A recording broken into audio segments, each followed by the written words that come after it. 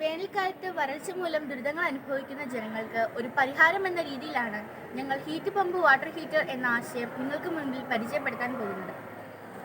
ഇത് ഉപയോഗിക്കുന്നതിലൂടെ ജനങ്ങൾക്ക് ചെറിയ തോതിലെങ്കിലും ആശ്വാസം ലഭിക്കുമെന്ന് ഞങ്ങൾ ഉറപ്പുവരുത്തുന്നു.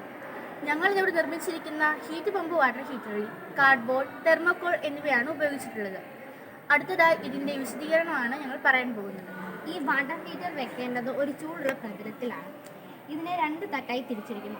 ആദ്യത്തെ തട്ടിൽ fan, compressor, evaporator coil, filtration tube എന്നിവയാണ് വെച്ചിരിക്കുന്നത്. അന്തരീക്ഷത്തിലുള്ള വായു ഫിൽട്രേഷൻ ട്യൂബിലൂടെ അകത്തേക്ക് പ്രവേശിക്കുകയും ആ പ്രവേശിച്ച വായുവിനെ കംപ്രസർ വഴി കൂളാക്കി മാറ്റി ഇവാപറേറ്റർ കോയിലൂടെ വാട്ടർ സ്റ്റോറേജ് ടാങ്കിലേക്ക് എത്തിച്ചേരുകയും ചെയ്യും. ഈ വാട്ടർ സ്റ്റോറേജ് ടാങ്ക് വെച്ചിരിക്കുന്ന ഒരു ഇൻസുലേഷൻ ട്യൂബിലാണ്. ഈ ഇൻസുലേഷൻ ട്യൂബിനെ ചുറ്റിക്കൊണ്ട് ഒരു ഹീറ്റിംഗ് കോയിൽ കാണപ്പെടുന്നു. ഈ ഹീറ്റിംഗ് കോയിൽ ചൂടാകുന്ന വഴി നമുക്ക് ചൂടുവെള്ളം ഉണ്ടാക്കാൻ സാധിക്കും. ഈ ചൂടുവെള്ളം സ്വീകരിക്കാൻ വേണ്ടി ചുമന്ന നിറവും തണുത്ത വെള്ളത്തെ സ്വീകരിക്കാൻ വേണ്ടി നീല നിറവുമാണ് ഇവിടെ കൊടുത്തിരിക്കുന്നത്. പരമ്പരാഗത വാട്ടർ ഹീറ്റർ ഉപയോഗിക്കുമ്പോൾ നമ്മൾ നേരിടുന്ന പല പ്രശ്നങ്ങളുമുണ്ട്. അവ കാര്യക്ഷമത അല്ലാത്തതും ചെലവേറിയതുമാണ്. ഒരു സാധാരണ വാട്ടർ ഹീറ്റർ ഉപയോഗിക്കുമ്പോൾ ഒരു കുടുംബത്തിന്റെ വൈദ്യുതി ഉപയോഗത്തിന്റെ ശരാശരി 20% ചെലവാകുന്നു. ഈ ഹീറ്റ് പമ്പ് വാട്ടർ ഹീറ്റർ ഉപയോഗിക്കുന്നതിലൂടെ 20% വൈദ്യുതി നമുക്ക് ലാഭമാകുന്നു.